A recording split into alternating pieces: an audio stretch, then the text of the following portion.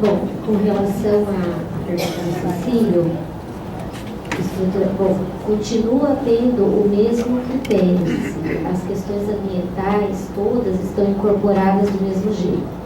O que foi alterado não é o nome da macrozona, é a função das macrozonas. Não existe mais macrozona 5 ou macrozona 4. Existe aquele viés de enxergar os problemas e as potencialidades de acordo com o que existe, como se a gente... É uma questão de escala. A macrozona é como se você estivesse vendo Campinas de um avião lá no alto e você tem uma proposta macro. À medida que você desce um pouco mais, você tem as áreas de planejamento e gestão. E dentro dessas áreas de planejamento e gestão, uma delas é o Campo Grande, a outra é o Ouro Verde. São 17 áreas de planejamento e gestão. Todas aquelas diretrizes viárias, todas aquelas mesclas de usos, todas aquelas questões que estavam na macrozona 5 foram incorporadas. Nenhuma delas foi retirada. A questão do TIC que você colocou, ele continua também sendo um potencial de empregos e tudo mais. A questão é que a gente está apresentando 3 polos que são, em termos de escala, muito maiores do que todos os outros, são muitos outros, né? Nós temos um rol de centralidades e de pontos de geração de empregos e de geração de cultura, de geração de pontos de saúde, né? De pontos de equipamento de saúde, inúmeros na cidade. Aqui foi uma tentativa de elencar 3 pontos ligando norte a sul mesmo, que são pontos existentes e que conseguiriam fazer essa fluidez pelo território. Mas todas essas áreas, para a região do Campo Grande e Ouro Verde, tem as centralidades, tem o adensamento em volta do BRT, como já tinha na João Boy do Lopes, já era permitido, né, dentro do zoneamento alterado na macrozona 5. Então as questões da macrozona 5 foram incorporadas, sim, mas é só uma questão de forma de demonstrar. Agora as áreas de planejamento e gestão são um pouco menores. A macrozona 5 era Campo Grande e Ouro Verde juntos. A área de planejamento e gestão agora é Campo Grande uma, Ouro Verde é outra. Mas são planejamento e gestão dentro desse contexto maior, né, de propostas de desenvolvimento pelo transporte, pontos de centralidade ao longo dos eixos de transporte. É uma visão do conjunto mesmo da cidade. Tá? A conurbação. A gente tem algumas propostas que tratam a questão da conurbação. Além dos equipamentos públicos que têm tentado considerar isso, nós estamos apresentando algumas áreas dentro da região da macrozona macrometropolitana, justamente por estarem em áreas conurbadas e que precisam de soluções que muitas vezes o município sozinho não resolve. Além disso, a gente está propondo que, por exemplo, quando o governo do estado vier discutir com a gente, por exemplo, o trem metropolitano, que é um assunto que entra e sai da pauta do governo estadual. Esse trem metropolitano cruza a cidade de leste a oeste. E se a gente não falar nada no plano, a impressão que dá é que o governo federal vai colocar um ponto de parada ao seu bel prazer, aonde melhor convir, né? A nossa intenção, a gente está indicando dentro dessas APGs, ainda em estudo, é claro, áreas que a gente acha que seria interessante ter pontos de parada, para que esse trem metropolitano sirva também como transporte urbano, né? Não só ligando Campinas, Jundiaí, mas transporte urbano, né, dentro do município. Então, em algumas áreas de planejamento, na região do Boa Vista, na região do Swift, por onde passa essa linha, a gente está propondo critérios que a gente participe de como que deve ser esse ponto de parada, né? Ele tem que ajudar a integrar um lado e o outro da linha do trem, ele não pode segregar ainda mais. Então teria que ter paradas e travessias e tudo mais dos dois lados, né? E esse é onde a gente chegou da questão metropolitana.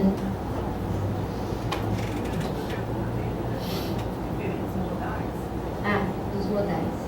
Já vou falar dos modais. Com relação à questão da cultura, a gente consultou, primeiro que a gente recebeu um material bastante rico sobre a questão cultural na leitura que a FUPAM fez para nós, né?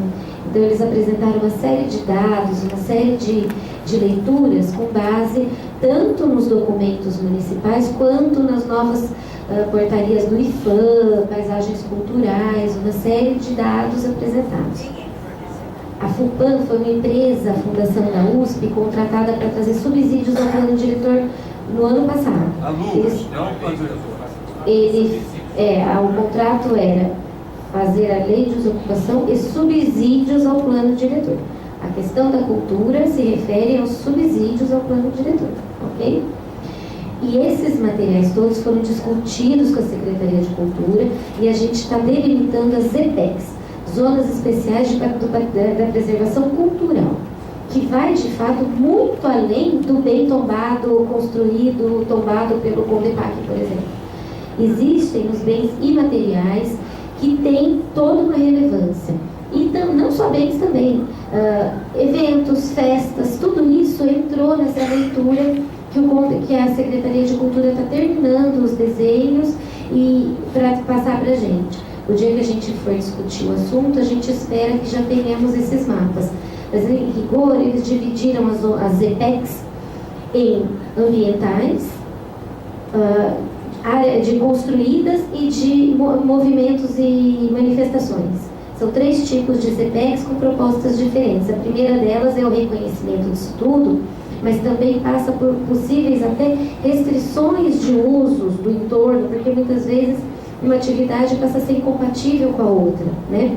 Então a expectativa é que quando forem feitas as leis de cada ZPEC, ou a lei das ZPECs, que seria uma coisa separada, esse assunto seja mais detalhado. O plano diretor abordaria a escala de onde uma ZPEC chega, né? O quanto que uma ZPEC pode influenciar no território.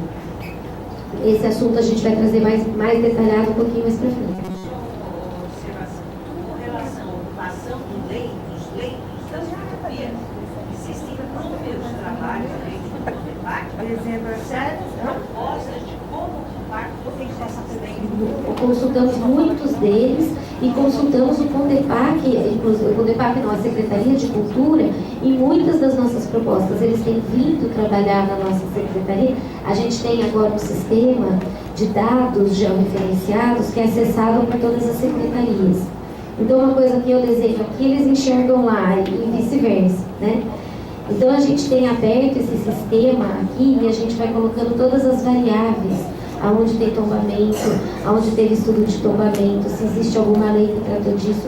Tudo isso a gente olhou para desenhar. E essas 7 áreas são pilotos.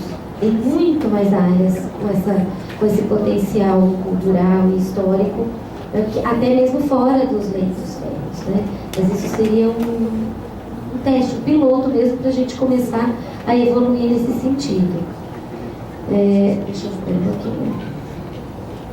Conceito de meio ambiente. A gente adota o conceito de meio ambiente considerando isso mesmo. Para nós, o meio ambiente, tanto que a gente chama de desenvolvimento sustentável.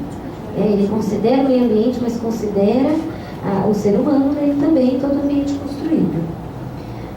Com relação às perguntas do Fábio Berneus, o sistema planejado de vias de Curitiba foi planejado um pedaço dele, né? A cidade cresceu e foi se adaptando.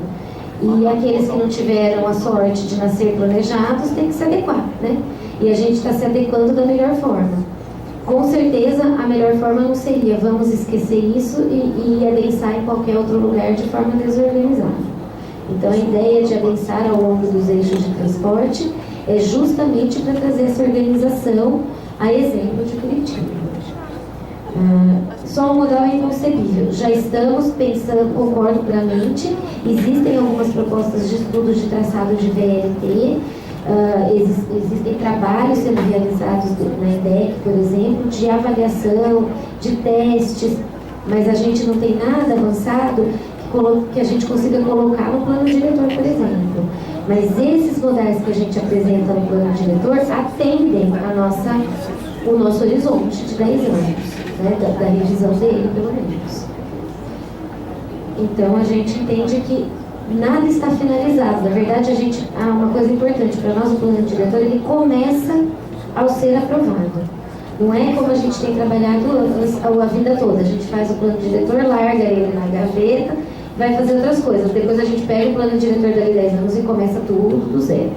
A nossa intenção é o trabalho mais importante até começa após a aprovação, que é fazer com que ele dê frutos realmente, com que ele traga mudanças positivas para a cidade. O trem entre os polos, existem alguns traçados pré-pensados de VLT, usando os leitos férreos desativados para acessar o aeroporto ao centro e o centro à região da Unicamp. Mas ainda não temos avanços nisso, não temos muitos dados ainda para começar a discussão. Né? Porque a gente precisa ter um pouco de dados para começar a discussão, porque senão vira achômetro, né? As EIs, o plano de habitação tem mais. É verdade, o plano de habitação tem mais EIs.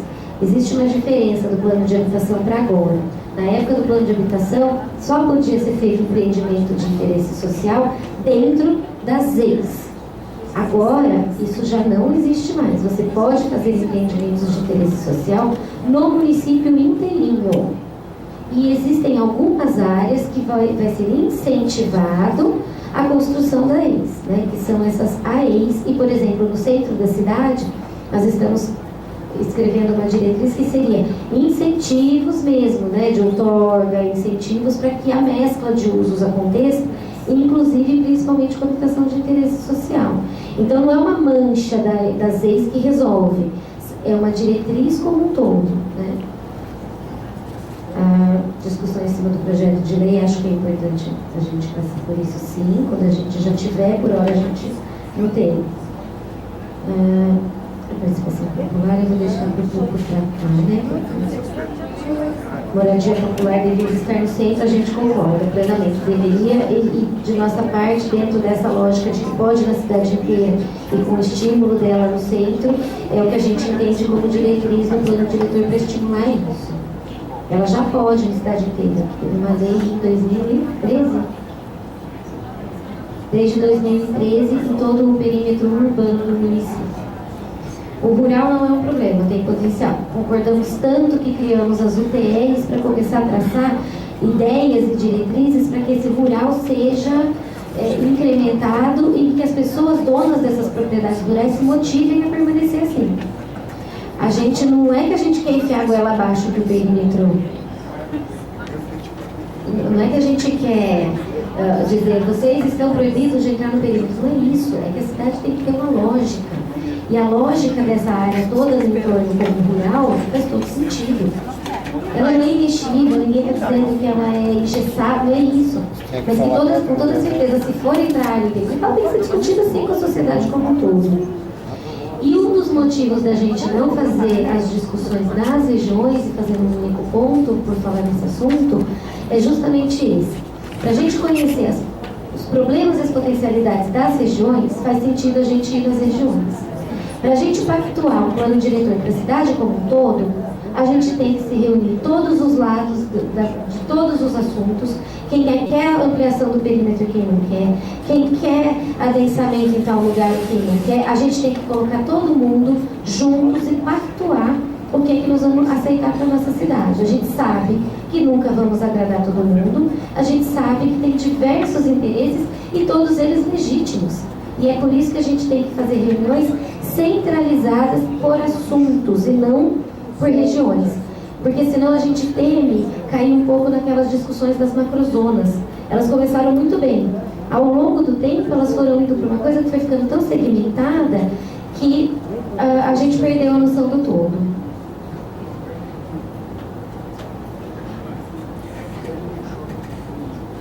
Só reafirmar, acho que a Erika abordou praticamente todas as questões. Acho que é só colocar duas questões assim que eu considero que tem que ser reafirmadas.